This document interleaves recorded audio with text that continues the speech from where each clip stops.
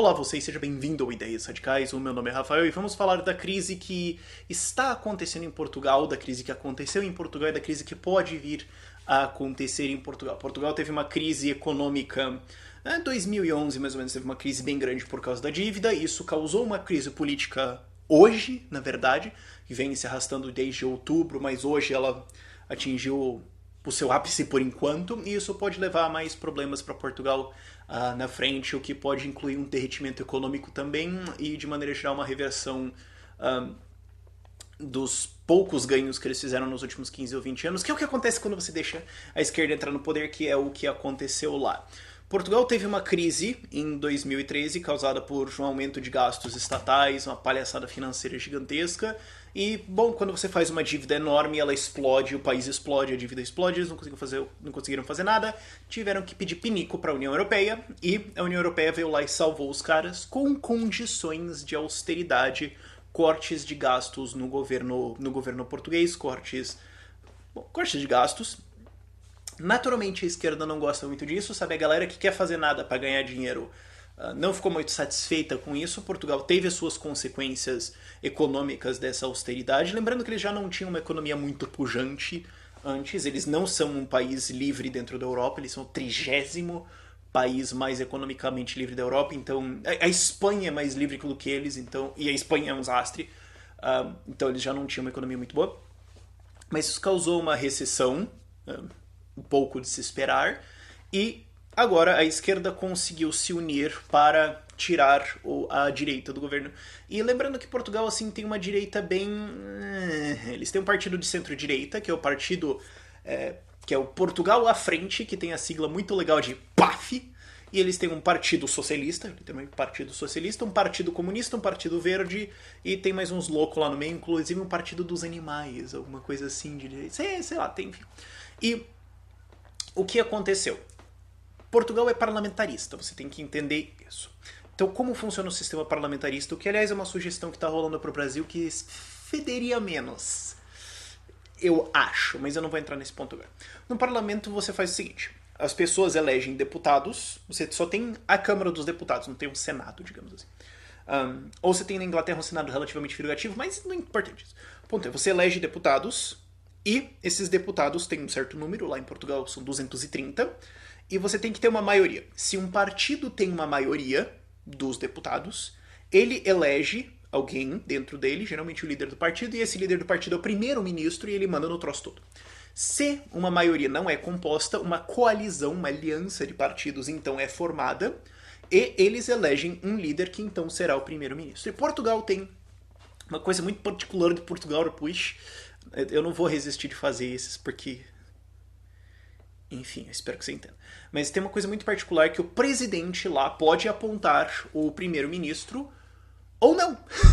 Ele geralmente reconhece que geralmente o histórico deles é que o partido de maioria elege um primeiro-ministro e o presidente fala, você é o primeiro-ministro, mas no caso o partido PAF, que é o partido de centro-direita deles, que é bem centro e não centro-direita, até onde eu consegui discernir, a ideia de liberalismo em Portugal é praticamente desconhecida, assim como no Brasil. Então eles conhecem assim conservadorismo assim meio fascista junto com empresas, ou interferindo na economia pra caramba, ou socialismo, que é meio que Brasil. É meio que porque a gente tá assim, na verdade não, mas eu não vou entrar nessa discussão também. Mas enfim, o PAF não conseguiu ser a maioria como ele era anteriormente, e poderia formar-se uma coalizão de esquerda. Você tinha o Partido Socialista, que é um equivalente deles assim de um PDT. Não é um partido socialista, é um partido socialista, assim, tipo PSDB, sabe? É uma coisa meio PDT ali, tanto que o símbolo deles é a rosa. Mas, enfim, você tinha esse Partido Socialista, que na verdade propunha dar uma... Propunha? Acho que propunha, tá certo. Dar uma flexibilizada nas regras trabalhistas para ver se melhorava a economia um pouco. E você tinha o Partido Comunista e mais uns outros partidos ali que eram anticapitalismo, anti-União Europeia, eu tô pensando no NATO, mas OTAN, anti-OTAN, anti-tudo. E, bom, esses partidos não conversavam com o Partido Socialista. Era aquela separada meio PT e PSTU, assim, digamos. Mas esse PSTU deles, que é o Partido Comunista, tinha uma força muito grande. E não ergueu-se uma maioria do partido de centro-direita deles, o PAF, não ergueu-se uma maioria do Partido Socialista, mas se eles se juntassem, teria uma maioria esquerdista. O que o presidente fez? Saiu e falou que uma maioria esquerdista não seria aceita. Um presidente esquerdista não seria aceito porque ele poderia não honrar os compromissos de Portugal com a União Europeia, com o bailout, com a ajuda financeira que eles receberam. E isso seria muito grave, então ele jamais aceitaria um presidente de esquerda e ordenou que a minoria, esse partido de centro-direita, formasse uma coalizão, formasse um governo de minoria, que seria basicamente só um zelador ali, que conseguiria apenas pagar as contas, ele não passaria nenhuma lei, mas teria poder de veto, até onde eu entendo. Não passaria nenhuma lei, pagaria só as contas e ia ficar quieto no canto dele, o que, pensando bem, não é tão ruim. Pode ser um plano de governo meio estilo Joaquim Levy, assim, propõe um monte de coisa, não faz nada e finge por um ano, assim. Mas seria isso que aconteceria, porque esses dois partidos estavam divididos. Mas como não tem nada melhor para fazer um socialista assim largar os seus ideais do que a possibilidade de poder, esses partidos de esquerda se uniram, entraram no parlamento, deram um voto de não confiança nesse primeiro-ministro eleito da coalizão centro-direita do PAF. Ah, é tão legal, PAF. É tipo o PSTU, né? Uma tangente. Partido Socialista dos Trabalhadores Unificado. Não deveria ser Partido Unificado dos Trabalhadores Socialistas? O problema é que se fosse assim a sigla seria PUTS, mas enfim. Essa galera da esquerda deu um voto de não confiança. Não é um golpe, é um mecanismo democrático. Deu um voto de não confiança e tirou o primeiro-ministro dessa centro-direita, que era um primeiro-ministro que não faria muita coisa, tirou do poder e agora instalarão o dele se o presidente de Portugal reconhecer, o que ele tá deixando meio que não vai ser e daí não se sabe o que vai acontecer. Esse é o problema. Esse é parte do problema. Fora o fato que eles estão com uma dívida fantástica, eles devem 130% do PIB.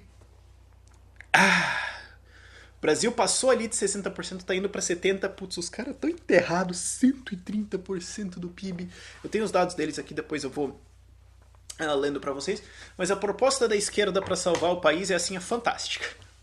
Eles deram uma declaração, inclusive, que... Uma declaração não, mas a impressão geral é que eles deram que enquanto essa coalizão está comprometida com uma estratégia de consolidar as contas públicas, os socialistas disseram que a política econômica deve ser baseada no crescimento, no emprego e em subir a renda das famílias. Não muito socialista. Haveria então um movimento para longe de uma economia de baixos salários, focando-se na saúde pública, educação e segurança social, que é basicamente assistencialismo, o que é meio que incompatível com crescimento. E daí vem, os socialistas também largaram as suas ideias orientadas ao mercado de flexibilizar a legislação trabalhista.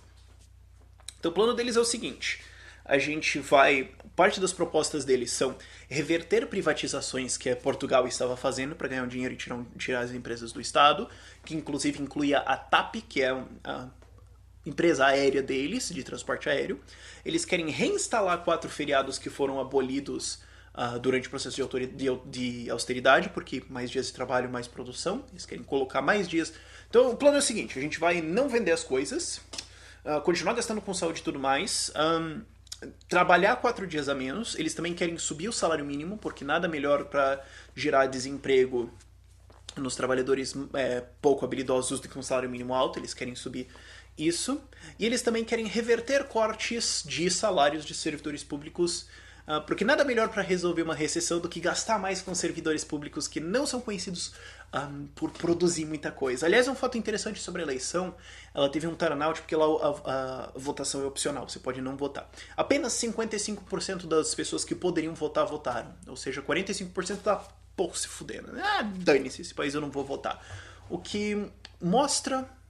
Eu, como um anarcocapitalista, acho isso bom, porque, quer dizer, quase metade das pessoas simplesmente desistiram do sistema. Você fala, dane-se, isso não importa, eu vou fazer outra coisa. O que eu acho muito bom, e só pra você ter uma ideia, 500 mil de pessoas foram embora do país nos últimos anos, desde a crise. As pessoas falaram, tchau, eu vou embora, vou trabalhar em outro lugar, o que também é muito bom, é uma das vantagens de ter uma secessão, quer dizer, você tem uma eleição, e como foi em Portugal, o norte de Portugal votou majoritariamente para um partido e o sul votou majoritariamente para outro. Quer dizer, separa, faz uma secessão, tudo certo, todo mundo, as pessoas têm um governo mais perto do que elas desejam, mas não vai ser muito caso, né? Mas 500 mil de pessoas já foram embora do país e foram fazer outra coisa em outro país, o que é bom, como eu falei, é a vantagem de uma secessão, de terem países pequenos localizados e conectados, em que você pode falar, eu não gosto da política aqui, eu vou para outro lugar, eu vou para outra economia que é mais receptiva ao que eu quero ou é mais próxima dos meus ideais. É uma das vantagens. E aí você tem, ok, o plano de austeridade que a Europa basicamente impôs a Portugal para pagar suas contas. Só para vocês terem uma ideia, vamos aí para os dados. A dívida em relação ao PIB de Portugal era 50% do PIB no ano 2000, 100% do PIB no ano 2011, então dobrou em 11 anos, e 130% hoje. Para vocês terem uma ideia, eles gastavam 5% do PIB. Esse foi um dado, na verdade, que o Jean Júnior me ajudou a achar, eu não consegui achar de jeito nenhum, ele me apontou esse. Obrigado. Eles gastam 5% do PIB só servindo a dívida, o que é moderado, mas é um gasto bem significativo. E a dívida de curto prazo deles aumentou muito, o que significa que os investidores estão cada vez menos confiando na capacidade de Portugal de pagar as dívidas. E ela aumentou, na verdade, de 13% da dívida de curto prazo para 19% em um ano, o que é muito severo, porque essas dívidas de curto prazo tendem a ser mais caras. Para vocês terem uma ideia, no auge da crise, que foi em 2011, 2012, Portugal historicamente pagava 4% de juros na dívida deles. Eles chegaram a pagar 17% no auge da crise, voltaram para 4% em 2014, então a situação foi resolvida. Agora eles estão, na verdade, numa margem de 2%, 3%, o que é em linha com a taxa de juros europeia, que tem caído bastante. O que mais? O gasto do governo, isso é um dado muito importante. O gasto do governo era 42% do PIB em 2000, o que já é alto. Já é alto. Ele pulou para o pré-auge da crise em 2009, pulou para 52% do PIB, então um aumento de 10%, aumento de 10% nominal, mas se você for ver o gasto mesmo, é muito maior o aumento bruto, porque muda o aumento do PIB. E agora foi reduzido para 49% do PIB, então de 52 para 49 não é uma queda muito significativa. Então continua sendo um governo extremamente gastão. O PIB deles era 262 bilhões de euros em 2008, 262 bilhões de euros. Dólares, isso está tudo em dólares, aliás, nas anotações aqui. O PIB deles era 262 bilhões de dólares em 2008, agora caiu para 230, o que é uma queda de 12% do PIB bruto. Isso não contando inflação, claro. A inflação ali na zona do euro é baixa, então não é tão pesado assim, mas ainda faria o número subir um pouquinho, talvez na queda de 13% ou 14%, forçando assim. Eles gastam bastante, como eu falei, 32% do PIB é coletado em impostos, o que é um pouquinho menos do que o Brasil, que mostra que eles também são um pouco mais eficientes em gasto público. Não é que nem o Brasil, onde um monte de dinheiro simplesmente some, mas ainda assim 32%, um terço do PIB é só coletado em impostos, então é pesado isso. E esses são os dados, esse é o cenário mais ou menos... Acabou as anotações aqui? Isso era o relevante. Esse é o cenário mais ou menos para você entender o caos que eles estão lá. Então, o número de pessoas empregadas caiu significativamente, a economia não mostra sinais de recuperação, a dívida tá lá como tal, o PIB tá ferrado, e não ocorreu a nenhum dos partidos políticos de nenhum lado liberalizar a economia significativamente. Algumas coisas foram impostas pela União Europeia ao fazer o bailout, como privatizações, como a remoção de alguns feriados, cortes de gastos de pensionistas, mas liberalizar o país, simplificar leis, simplificar investimentos, não ocorreu a eles. Então eles, como eu falei no começo do vídeo, eles são a 30ª, número 30, economia mais livre da Europa, sendo que na verdade tem umas 50. Então eles estão para trás de Chipre, para você ter uma ideia. Então eles não estão exatamente muito bem na figura ali, Seria bom aumentar essa competitividade, mas não é o que eles querem. Eles estão aumentando isso um pouquinho, mas não grandes resultados. E agora a gente tem uma coalizão de esquerda que está com uma proposta de, olha, vamos esquerdar um pouquinho, sabe? Nada assim, olha, a gente tem uma crise econômica que foi causada por gastos e daí uma dívida que subiu de 50% do PIB para 130% do PIB em 15 anos. Uau! Isso é muito fantástico, mas enfim, a gente teve essa dívida crescendo, nossa senhora, 50% e 30% do PIB em 15 anos. A gente gastou assim mais do que deveria, a gente tem rodando déficits frequentemente. E o nosso plano para sair da crise é que a gente vai continuar rodando déficits e daí as coisas vão se resolver. Então acho que eles estão usando a Dilma Rousseff como consultoria. Não sei o que está rolando naquele troço lá, mas a situação ainda pode se desenvolver muito rapidamente. Estou fazendo esse vídeo exatamente no dia em que aconteceu esse voto que eu relatei, então ainda não se sabe exatamente quem vai mandar naquele país ou se alguém vai mandar nesse país ou o que acontece agora. O fato é que os investidores já estavam fugindo de Portugal como se fosse a praga e agora eles estão mais assustados ainda porque nada como uma boa esquerdada para afastar qualquer pessoa com dinheiro, sabe? E quando eles têm a Europa inteira para investir, por que investir em Portugal? Por que alguém faria isso? Eu não entendo particularmente.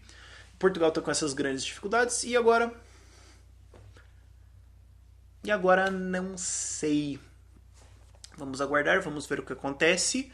Essa coalizão de esquerda pode continuar, pode não continuar, porque nada melhor para assim você criar uma briga e uma separação do que botar um monte de socialista na mesma sala, como aconteceu lá que o MST tentou atacar, MST ou MTST, não lembro agora, tentou atacar o acampamento do MBL em Brasília e os caras acabaram brigando entre si. Quer dizer, acho que faltou mortadela. Não. É meio engraçado esse fenômeno, mas pode realmente acontecer. Esse governo de coalizão de esquerda pode não se manter. Novas eleições podem acontecer, mas o ponto geral é: Portugal está ferrado na crise econômica por causa de um mercado relativamente fechado da Europa, aberto em comparação ao mundo, mas quando você está concorrendo ali com Reino Unido, Alemanha, Suíça, Estônia, Polônia, que também está se liberalizando, complica a sua vida, sabe? Quando a sua concorrência é essa, sabe? Ter a liberdade econômica de um Portugal não vai resolver. Eles já tinham uma crise por causa disso, gastam demais, e o plano é bom nenhum. A gente continua fazendo isso e milagrosamente as coisas vão se consertar. Não tô acreditando muito nesse plano. Não tô achando que vai dar certo, sabe? Mas vamos acompanhando a situação. Isso é o que você precisa saber. É o básico. Um monte de informação pra você tá lá na descrição pra você ver. Tem um monte de artigos pra você ver. A maioria tá em inglês porque o Brasil demora um pouco pra noticiar isso. E também não existe muito interesse da mídia brasileira de falar isso, porque esses assuntos assim são chatos e não vendem. A mídia brasileira é meio nesse sentido. Mas enfim, dúvidas nos comentários. Eu acho que por esse vídeo é isso. Tchau, tchau.